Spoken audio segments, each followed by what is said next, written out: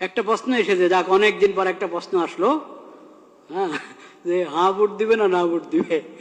আচ্ছা, সুবহানাল্লাহ। দেখেন, হ্যাঁ না দুইটা অপশন আছে কি নাই? অপশন যখন দুইটা আছে, এখন সবাই তো বলছে, সরকারও চাচ্ছে হাতে ভোট দেওয়া হোক, হাতে ভোট দিলে দেশের ফায়দা হবে, নাতে ভোট দিলে দেশের উন্নতি বাধাগ্রস্ত হবে। সরকারও বলছে হাতে দিলে দেওয়া উচিত, উৎসাহ দিচ্ছে। অনেক দলকে দিয়ে বলানো হচ্ছে, বা অনেক দল নিজেরাও স্বতঃস্ফূর্ত বলছে হাতে ভোট দেওয়া হোক। কিন্তু অপশন যখন দুইটা আছে, এর মানে নাতে ভোট দেওয়ার অধিকার আছে কি নাই? আছে, নাহলে তো আর দরকার নেই ভোটের।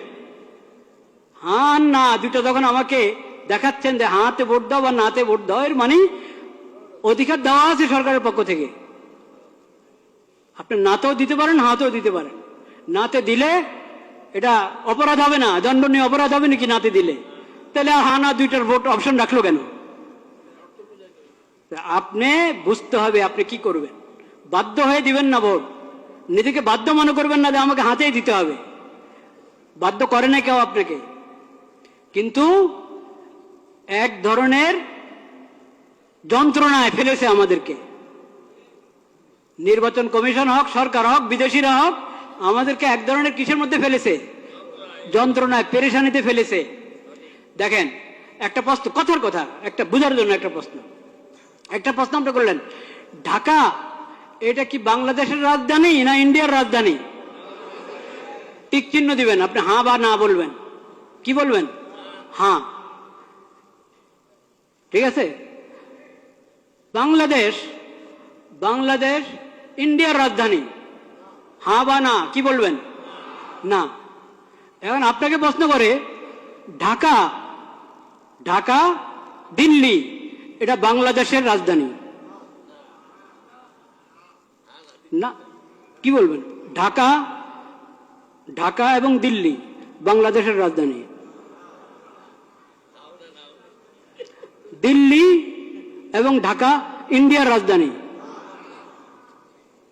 কি বলবেন আপনি কোন? তো এখানে যে এরকম করে রেখেছে 5-6টা জিনিস, আপনি হ্যাঁ বললে সবগুলোকে হ্যাঁ বলবেন, না বললে সবগুলোকে কি বলবেন? কেন অপশন নাই কেন? 5 টাকায় আলাদা আলাদা ভোট নেন। আপনাদের কি সিলের টান পড়ছে না কালি কাগজ না কিসের টান পড়লো? 6টা জিনিসের উপর একসাথে বললে হ্যাঁ, আর না বললে 6টার উপরে কটা, মোট কটা? 5টা, 8টা। আচ্ছা যাই হোক, যে কটার উপরেই সবগুলোর উপর হ্যাঁ বললে সবগুলোর উপরে হ্যাঁ, না বললে সবগুলোর উপরে কি না। কেন আলাদা আলাদা করে বলেন না কেন? এখন তো মানুষকে মুসিবতে ফেললেন। সে আপনার 4 কথা বা 5 কথা বা যত কথাই আছে, কথার কোনোটার সাথে একমত, কোনোটার সাথে কিনা একমত না। আলাদা আলাদা থাকলে সে আলাদা আলাদা উত্তর দিত, একটাতে দিত হ্যাঁ, একটাতে দিত না। এখন আপনি তাকে বাধ্য করলেন, হ্যাঁ বললে সবগুলোর উপরে বলো, না বললে সবগুলোর উপরে বলো। আমি তো সবগুলোর উপরে হ্যাঁ বলতে পারছি না, আমি তো সবগুলোর উপরে নাও বলতে পারছি না। কেন আমাকে বাধ্য করা হলো?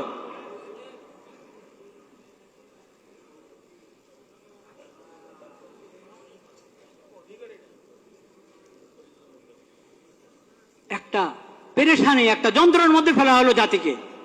ভোট দিলে সবগুলোর উপরে হ্যাঁ বলো, আর না বলতে হলে সবগুলোর উপরে না বলো। কিন্তু আপনারা ভয় পাবেন না, হার মধ্যে যেহেতু অনেক অন্যায় কথা আছে, আপনি বুঝে শুনে ভোট দেন। এই কথা কখনো ভাববেন না, এসব প্রতারণাতে আসবেন না যে নাতে ভোট দিলে দেশের উন্নতি রুখে যাবে, দেশের উন্নতি বাধাগ্রস্ত হবে, কখনো না। দেশের কিসমত যদি ভালো হয়, জনগণের কিসমত যদি ভালো হয়, শাসকদের যদি নিয়ত ভালো হয়, তাহলে না ভোট, সবাই নার মধ্যে ভোট দিলেও দেশের উন্নতি চলতে থাকবে ইনশাআল্লাহ। আর যদি নিয়ত ভালো না থাকে, কিসমতও ভালো না, নিয়তও ভালো না, এমন যদি হয়, তো সবাই হাতে ভোট দাও, কাজ হবে না, কাজ হবে না।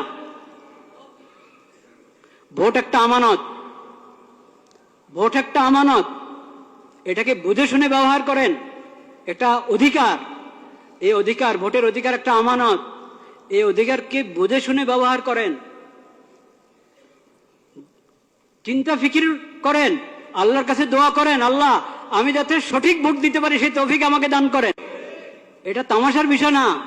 প্রতারিত হয়ে বাধ্য হয়ে ভোট দিবেন না, লোভে পড়ে ভোট দিবেন না, চিন্তা ভাবনা করে, এবং এটার জন্য দোয়া দুরূদ পড়েন, সালাতুল হাজত পড়েন, অভিজ্ঞদের সাথে মশওয়ারা করেন, নেককার দিনদার মানুষের সাথে মশওয়ারা করেন।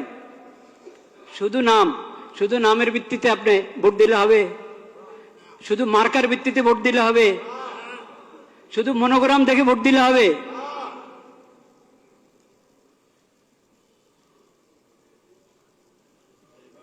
এটা হবে না।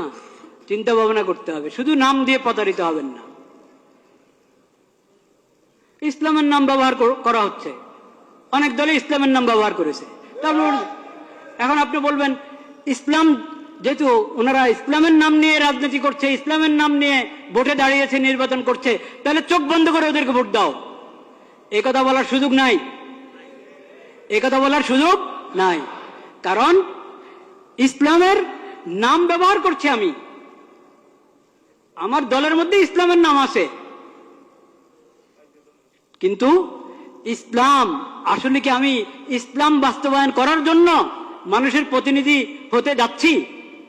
ভোট দিয়ে মানুষের কাছে চাচ্ছি ইসলামের প্রতিনিধিত্ব করার জন্য সংসদে গিয়ে, সেটা আমি আমার নিয়ত আছে কিনা, বা আমি পারবো কিনা, বা আমি দল হিসাবে ইসলামের সঠিক ব্যাখ্যা গ্রহণ করি কিনা, ও সবকিছু দেখার আছে। একটা ইসলামী দল তার ইশতেহার পড়ে দেখেন, সেকুলার দলের ইশতেহার যেমন হয় ওই দলের ইশতেহারও তেমন। ওই ইশতেহার তো বড় কিছু না, আসলে ইশতেহার তো আসলে বড় কিছু না যে শুধু ইশতেহার দেখেই কাউকে ভোট দেওয়া যায়। কিন্তু তারপরেও এটার কিছু না কিছু মূল্য তো আছে, নাহলে সবাই ইশতেহার ছাপে কেন? তো ইশতেহার, আমি ইসলামের কথা বলি কিন্তু আমার ইশতেহার পুরো একটা সেকুলার দলের ইশতেহার মতো মনে হবে আগাগোড়া পড়লে। তো এই জন্য আমি বলছি শুধু ইসলামের নাম, এই কারণে চোখ বন্ধ করে ভোট দিবেন না। আর দলের মধ্যে ইসলামের নাম নাই, শুধু এই কারণে তাকে বলবেন না যে এর ভোট দেওয়াই যাবে না। এখানে বিবেচনার অনেক কিছু আছে। এটা তো দুঃখের বিষয় যে আমরা, আমাদের কাছে ইসলামী খেলাফত ব্যবস্থা নাই।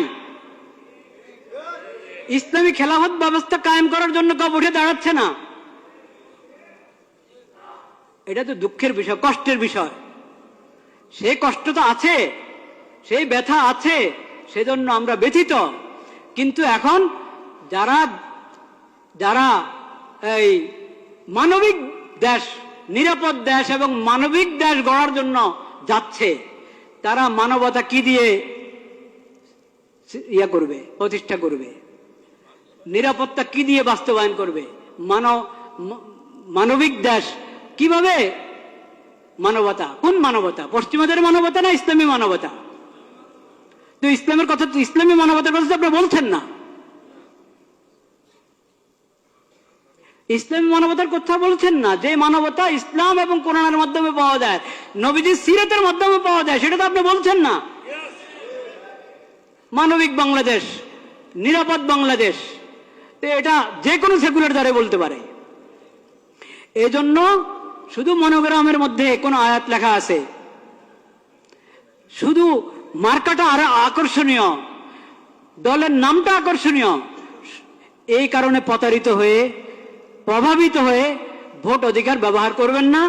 ভোট অধিকার ব্যবহার করতে হলে আপনাকে অনেক চিন্তা ভাবনা করতে হবে, অনেক দোয়া করতে হবে আল্লাহ দরবারে, আল্লাহ আমাকে সঠিক ফয়সালা করার তৌফিক দান করো। আর বিশেষভাবে আমি আগেও বলেছি এই দোয়া করেন, এবং এখনো বলছি দোয়া করেন। সেই দোয়া হলো, আল্লাহ যার অন্তরে আপনার ভয় নাই, যাদের অন্তরে আপনার ভয় নাই, আখিরাতের হিসাব দেওয়ার চিন্তা নাই, আপনার মাখলুকের প্রতি যাদের অন্তরে দয়া মায়া নাই, আল্লাহ তাদের হাতে দেশের ক্ষমতা দিয়েন না। যাদের অন্তরে আপনার ভয় আছে, আখিরাতে আপনার সামনে দাঁড়ায় হিসাব দিতে হবে, এই ফিকির যাদের মাথায় আছে, এবং আপনার মাখলুকের প্রতি, আল্লাহর বন্দাদের প্রতি যার অন্তরে দয়া মায়া আছে, ইয়া আল্লাহ তাদের হাতে আপনি ক্ষমতা দেন। এই দোয়া করতে কোনো সমস্যা আছে? কোনো দলের নামে নিলাম না আমি, কারণ আমার আল্লাহ সবচেয়ে বেশি জানেন, বাস্তব কথা আল্লাহ জানেন কার হাতে ক্ষমতা গেলে তারা উম্মতের জন্য, আল্লাহর বান্দাদের জন্য, দেশের জন্য কল্যাণকামী হবে, এটা আল্লাহ সবচেয়ে কি জানেন, ভালো জানেন।